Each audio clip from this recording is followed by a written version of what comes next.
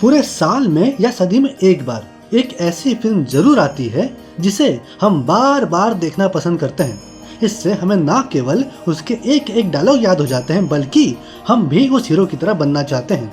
ठीक वैसा ही हुआ हनुमान जी के साथ। श्री राम से मुलाकात होने के बाद प्रभु श्री राम हनुमान के मन में कुछ इस तरह बस गए कि आज भी यदि कहीं श्री राम कथा का पाठ हो रहा होता है तो हनुमान जी उनकी कथा सुनने के लिए शीघ्र वहां पहुंच जाते हैं। लेकिन सोचने वाली बात यह है कि श्री राम कथा में ऐसा क्या है। जय श्री राम दोस्तों, हनुमान चालीसा के सीजन 2 के पहले एपिसोड में आप सभी का स्वागत है। हनुमान जी की इस खास प्रस्तुति में हम संपूर्ण हनुमान चालीसा आसान भाषा में समझेंगे और ये प्रयास करेंगे कि इससे जुड़े मोटिवेशन, मैनेजमेंट और साइंस से जुड़े रहस्य आप सभी तक आसान भाषा में पहुंचे। पहले आपको सुनाता हूँ कि हनुमान चालीसा की 8वीं चौपाई क्या कहती है।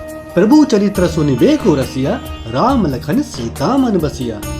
इस चौपाई की पहली पंक्ति में ही स्वयं के अनुभव को साझा करते हुए तुलसीदास जी कहते हैं कि जब भी कहीं वह श्री रामचरितमानस का पाठ करते थे, हनुमान जी चुपके से वानर या किसी और रूप में वहां आते और आकर श्री राम कथा सुनते, अर्थात प्रभु चरित्र सुनिबे को रसिया।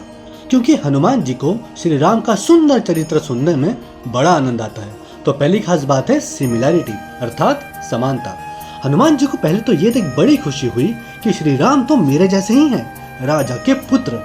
जैसे प्रभु श्री राम राजा दशरथ के पुत्र थे, वैसे ही हनुमान जी राजा केसरी के पुत्र थे। और जिस तरह अपने पिता के वचन का मान रखने के लिए प्रभु श्री राम वनवास के लिए निकल पड़े थे, उसी तरह अपने गुरु सूर्यदेव के वचन अनुसार हनुमान जी को वन जाना था सुग्रीव की रक्षा करने के लिए। और दूसरी खास बात है डायरेक्ट कनेक्शन। राम कथा सुन के ये महसूस होता है मानो जैसे हम वापस त्रेता युग में लौट आए हों।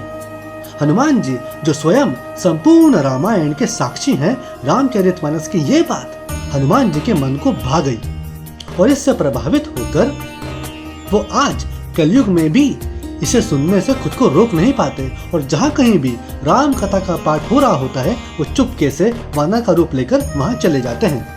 आगे तुलसीदास जी कहते हैं राम लखन सीता मन बसिया, अर्थात राम दर्शाते हैं मर्यादा, लक्ष्मण दर्शाते हैं साहस और सीता मैया विश्वास को।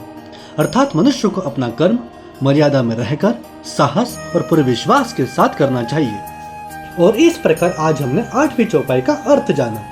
इसी प्रकार हनुमान चालीसा की प्रत्येक चौपाई का डिटेल में अर्थ जानने के लिए हमारे साथ बने रहें। हम आपसे मिलेंगे अगले एपिसोड में। तब तक के लिए जय सिया राम, जय हनुमान।